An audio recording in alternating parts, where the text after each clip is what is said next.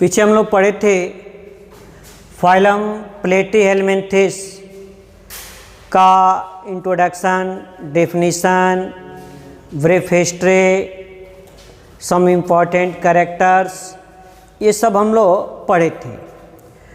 आगे आज के टॉपिक में है क्लासिफिकेशन ऑफ फाइलम प्लेटीहेल्मिन्थेस।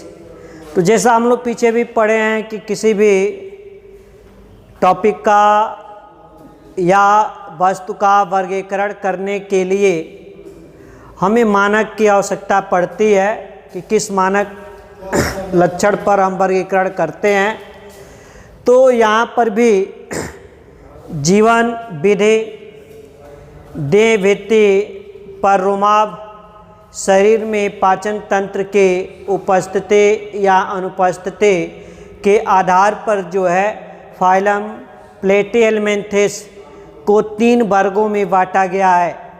सबसे पहला है क्लास टर्विलेरिया अर्थात वर्ग टर्विलेरिया।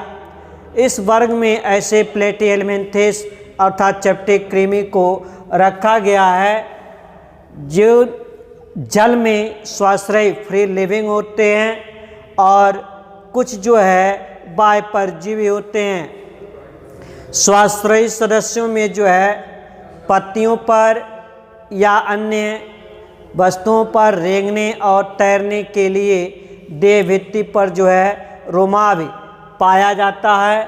मुख द्वार जो है प्रायः सिर से दूर होता है, वेंट्रल साइड अर्थात अधर तल पर होता है। शरीर जो है अखंडीय होता है। इसके अग्र सिरे पर जो है संवेदांग उपस्थित होता है, लेकिन चूसक का अभाव होता है, चूसक नहीं पाया जाता है। लैंगिक जनन कुछ में जो है होता है और कुछ में अलैंगिक जनन भी होता है। अधिकांश सदस्य टर्विलेरिया वर्ग के जो है वे बाइसेक्सुअल द्विलिंगी होते हैं और रीजनरेशन अर्थात पुनरुद्भवन की क्षमता जो है अधिक पाई जाती है।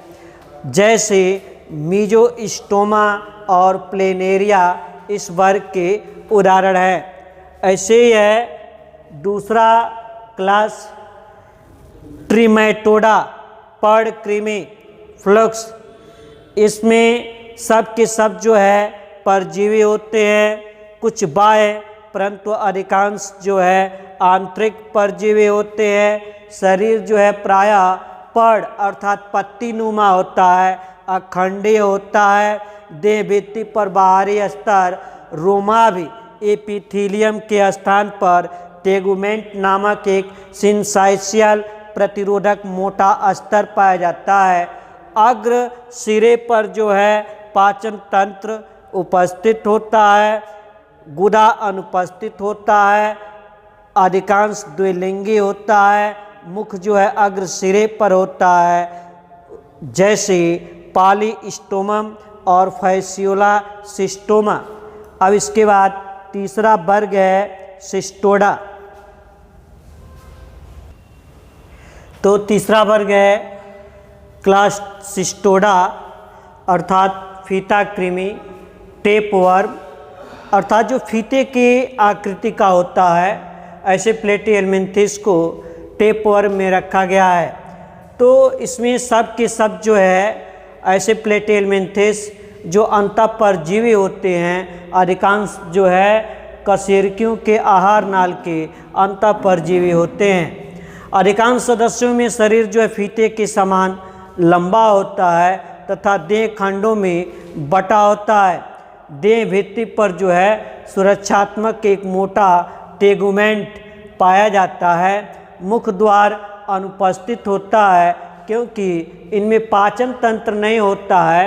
ये होस्ट से अर्थात पोषद से पचा पचाया भोजन ग्रहण करते हैं और शोषित करते रहते हैं, इसलिए इनमें पाचन तंत्र नहीं होता है और पाचन तंत्र न होने के कारण मुख भी इनमें जो है अनुपस्थित होता है। संवेदांग जो है अनुपस्थित होता है तथा प्रत्येक देह खंड पर जो है एक पूर्ण द्विलिंगी जनन तंत्र पाया जाता है। जीवन वृत्त जो है जटिल होता है, जैसे टीनिया सोलियम और एकाइनोकोकस